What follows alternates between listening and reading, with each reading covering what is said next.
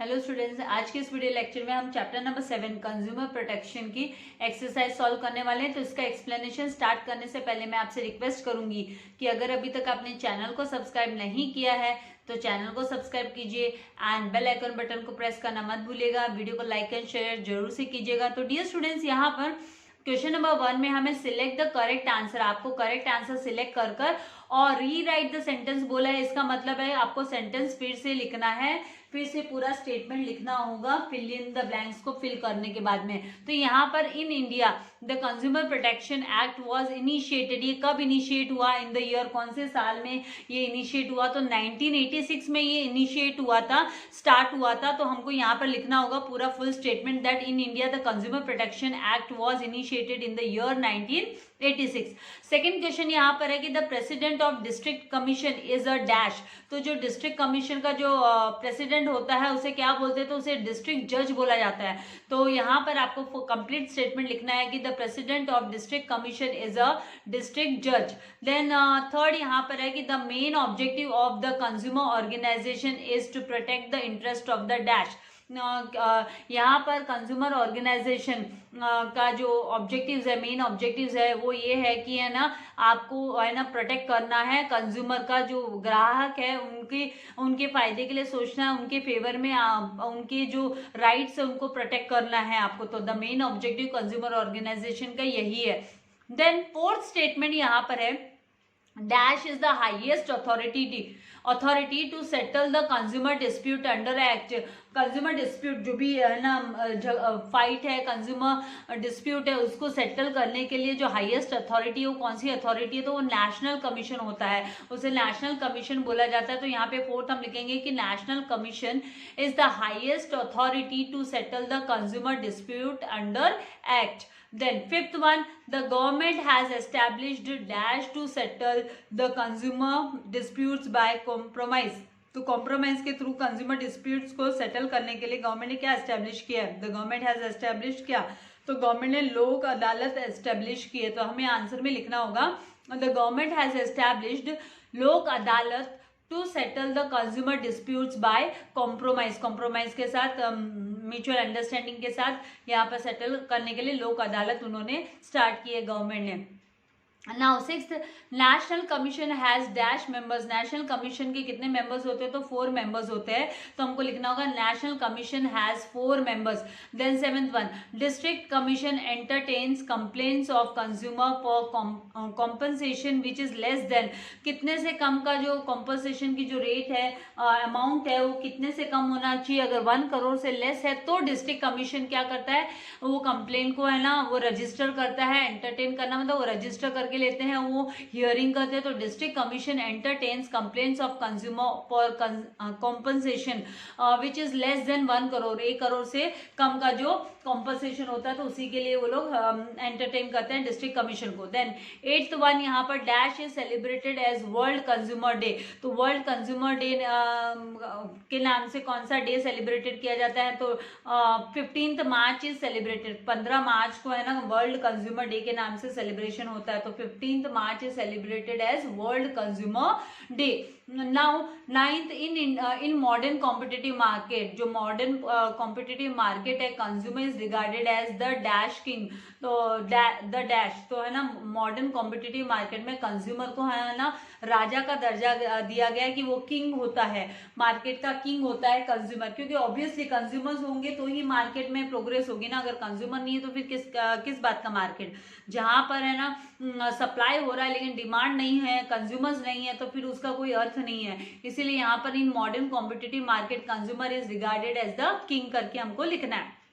Now match the pairs, question B, जिसमें आपको pairs को मैच करना है। ग्रुप ए ग्रुप बी दिया है, तो ग्रुप ए में किंग ऑफ द मार्केट कौन है, तो king of the market just हमने अबव स्टेटमेंट है ना हमने कंप्लीट किया कि king of the market is consumer. तो यहाँ पर ये जो 5th ऑप्शन है ग्रुप ए में वो करेक्ट आंसर है, king of the market. Then national commission, तो नेशनल कमीशन किस लिए सेटअप है, तो नेशनल कमीशन जो है वो एक्सीड्स ₹10 करोड़।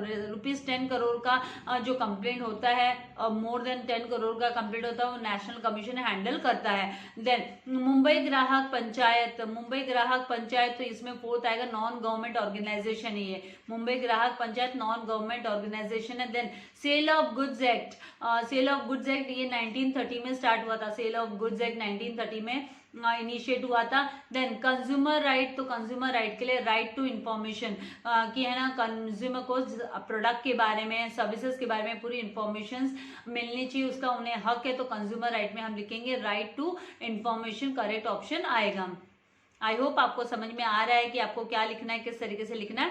अभी क्वेश्चन नंबर सी पे हम मूव करेंगे, जिसमें गिव वन वर्ड, आपको एक वर्ड देना है या फ्रेज देना है, टर्म देना है फॉर द फॉलोइंग सेंटेंस, जो नीचे सेंटेंस दिए हैं उसके लिए वन वर्ड या वन फ्रेज या टर्म यूज करना है। तो the commission which entertains cases where the value of goods और services paid as consideration does not exceed ₹1 crore, 1 crore से ज्यादा एक्सीड नहीं करती है, जो यहाँ पर value of goods and services जिसके लिए जो कंज्यूमर है वो अपनी है ना कंप्लेन लॉन्च करता है कमीशन के पास, तो वो डिस्ट्रिक्ट कमीशन होता है। तो इसके लिए हमको क्या लिखना है, district commission, not exceeding ₹1 crore, तो डिस्ट्रिक्ट कमीशन आएगा। देन सेकेंड क्वेश्चन यहाँ पर, a legal action initiated in a court of law regarding a matter of general public interest को लेकर जो लीगल एक्शन इनिशिएट किया जाता है कोर्ट में, तो वो कौन सा एक्शन होता है, तो दैट इज वो एक्शन किस टाइप का होता है, तो पब्लिक इंटरेस्ट लिटिगेशन बोला जाता है उसको, पब्लिक इंटरेस्ट लिटिगेशन, जिसे हम बोलते हैं जनहित याचिका, जिसे कि जन मतलब पब्लिक एंड हित मतलब इंटरेस्ट, याचिका मतलब लिटिगेशन, तो जनहित याचिका के।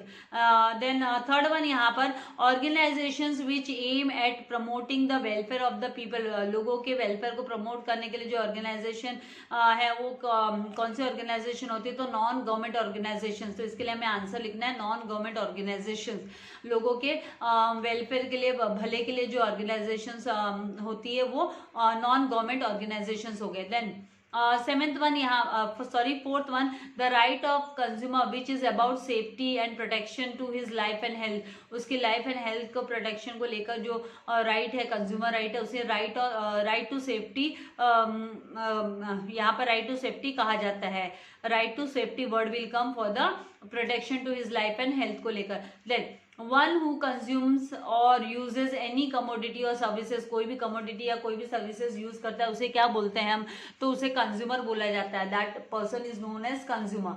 नाउ नेक्स्ट है यहाँ पर, state whether the following statements are true और फॉल्स, सही और गलत है। तो यहाँ पर the seller has to recognise the rights of consumer, seller को जो राइट्स है कंज्यूमर के वो रिकॉग्नाइज करने होते हैं, पहचानने होते हैं, तो ये ट्रू स्टेटमेंट हुआ। Then second, consumer protection act provides protection to the producer को प्रोटेक्शन प्रोवाइड करने का काम करता है, तो ये फॉल्स है, ये प्रोड्यूसर को नहीं, ये कंज्यूमर को प्रोटेक्शन देता है कंज्यूमर प्रोटेक्शन एक्ट, तो ये फॉल्स स्टेटमेंट हो गया। Then consumer protection act is not required in India, India में इसकी जरूरत नहीं है क्या, क्यों भाई, इंडिया में क्या कंज्यूमर्स नहीं है क्या जो कंज्यूमर प्रोटेक्शन एक्ट की रिक्वायरमेंट नहीं है, तो ये स्टेटमेंट फॉल्स है। इंडिया में भी तो कंज्यूमर है, तो कंज्यूमर प्रोटेक्शन एक्ट तो चाहिए ही, उनके हित में बात करने वाले यहाँ पर एक्शन लेने के लिए कोई तो कमेटी होनी चाहिए, कमीशन होना चाहिए ना। Then fourth, Lok Adalat can rightly be described as people's court, इसको हम पीपल्स कोर्ट भी बोल सकते हैं, लोक अदालत को लोगों की अदालत, लोक अदालत मतलब लोगों वाली अदालत, तो दैट इज पीपल्स कोर्ट, तो यहाँ पे ये ट्रू स्टेटमेंट हुआ। Then consumer being the king of market, market का किंग होने के वजह से, consumer being the king of market does not have any responsibility, उनकी कोई रेस्पॉन्सिबिलिटी नहीं होती है, तो ये फॉल्स है, वो किंग है मार्केट का तो उनकी भी जिम्मेदारी होती है, जवाबदारी होती है, रेस्पॉन्सिबिलिटी उनकी भी होती है, तो ये स्टेटमेंट फॉल्स है। यहाँ पे बोला does not have any responsibility, तो this statement is false. Now next यहाँ पर है कि find the odd one out, आपको odd one out find out करना है, तो यहाँ पर district commission, state commission, NGO, national commission, तो यहाँ पर है ना ये डिस्ट्रिक्ट कमीशन, स्टेट कमीशन है, नेशनल कमीशन गवर्नमेंट ऑर्गेनाइजेशन है, एंड ये जो एनजीओ है, एनजीओ मतलब नॉन गवर्नमेंट ऑर्गेनाइजेशन, तो एनजीओ इसका ऑड, इसमें से ऑड वन आउट हो गया। देन डिस्ट्रिक्ट जज, हाई कोर्ट जज, कमिश्नर, देन सुप्रीम कोर्ट जज। तो यहाँ पर डिस्ट्रिक्ट जज, हाई कोर्ट जज एंड सुप्रीम कोर्ट जज ये सारे के सारे जज है, और ये कमिश्नर ऑड वन आउट होगा तो कमिश्नर को हमको ऑड वन में लिखना है। देन कंप्लीट द सेंटेंसेस, आपको सेंटेंसेस को कंप्लीट करना है, पूरा करना है। तो पहला स्टेटमेंट है कि national commission is to be established by dash government. कौन सी गवर्नमेंट है जो नेशनल कमीशन को एस्टैब्लिश करेगी? तो वो सेंट्रल गवर्नमेंट होती है, क्योंकि नेशनल लेवल पे हुई तो सेंट्रल गवर्नमेंट होगा यहाँ पे answer. Then any person who does not agree with the decision of district commission, district commission के डिसीजन से जो अग्री नहीं करते हैं, can appeal to the state commission. तो वो किसको अप्रोच कर सकते हैं, किसको अपील कर सकते हैं? तो वो स्टेट कमीशन को अपील कर सकते हैं। अगर डिस्ट्रिक्ट कमीशन अगर अग्री के डिसीजन से जो अग्री नहीं होते हैं, सहमत नहीं होते, तो वो फिर नेक्स्ट कहाँ पे अप्रोच करेंगे? तो स्टेट कमीशन के पास अप्रोच करेंगे। Then third, state commission has dash members. कितने मेंबर्स होते हैं स्टेट कमीशन के? तो 4 मेंबर्स होते हैं। Then fourth one, the president of national commission is dash जज। तो जो प्रेसिडेंट होता है नेशनल कमीशन का वो सुप्रीम कोर्ट का जज होता है, तो दैट इज सुप्रीम कोर्ट जज। Then national commission entertains complaints of consumer for compensation that exceeds, जो है ना 10 करोड़ से ज्यादा का कंपनसेशन के लिए यहाँ पर अपील करता है, तो वो है ना कंप्लेंट किसके पास लॉज होती है? वो नेशनल कमीशन के पास लॉज होती है। तो 10 करोड़ यहाँ पे आंसर आएगा, exceeds ₹10 crore. Then 6, the consumer protection act established dash tier quasi judicial system for consumer protection exist. तो थ्री टायर क्वासी यहाँ पर आएगा judicial system for consumer protection exist. Now जी क्वेश्चन में यहाँ पर आपको सिलेक्ट करना है, select the correct option and complete the following table. नीचे दी हुई टेबल आपको कंप्लीट करनी है। तो यहाँ पे सबसे पहले amount of compensation in district commission में कंपनसेशन अमाउंट कितना है? तो it does not exceed ₹1 crore. 1 crore से ज्यादा का एक्सीड नहीं होता है। यहाँ पर लेस देन 1 करोड़ का ही जो कंप्लेंट है कंपनसेशन के लिए वो अपील की जाती है। देन स्टेट कमीशन, तो हाई कोर्ट का जज, स्टेट कमीशन हाई कोर्ट जज। देन कंज्यूमर प्रोटेक्शन एक्ट के लिए आप 2000 यहाँ पर कंज्यूमर प्रोटेक्शन एक्ट यहाँ पर हम लिखेंगे 2019। देन कंज्यूमर ऑर्गेनाइजेशंस, तो कंज्यूमर ऑर्गेनाइजेशंस यहाँ पे आंसर आएगा for non profit and non political organisations के लिए कंज्यूमर ऑर्गेनाइजेशन हम फिल करेंगे। एंड नेक्स्ट यहाँ पर जो है मेंबर्स ऑफ नेशनल कमीशन, तो नेशनल कमीशन के कितने मेंबर्स होते हैं? तो नेशनल कमीशन के 4 मेंबर्स होते हैं। तो हमको यहाँ पर 4 मेंबर्स करके हमको यहाँ पर आंसर लिखना है। तो इस तरीके से हमको इसको कंप्लीट करना है। नाउ नेक्स्ट हम जो है वो मूव करेंगे यहाँ पर नेक्स्ट क्वेश्चन पे। H question answer in 1 sentence. तो आंसर इन 1 सेंटेंस में सबसे पहला जो स्टेटमेंट है आपका, when do we observe national consumers day. National consumer day हम कब ऑब्जर्व करते हैं? तो we observe national consumers day on 24 December every year. हर साल 24 दिसंबर को हम नेशनल कंज्यूमर डे को ऑब्जर्व करते हैं। Now who is consumer? Consumer कौन होता है? तो the consumer is one who consumes और uses any commodity, कोई भी तो commodity यूज करता है या सर्विसेज को यूज करता है जो कि अवेलेबल होती है या तो नेचुरल रिसोर्सेज के में या फिर है ना फ्रॉम नेचुरल रिसोर्सेज या थ्रू अ मार्केट या फिर मार्केट के वाया मार्केट के थ्रू वो यूटिलाइज करता है, यूज करता है।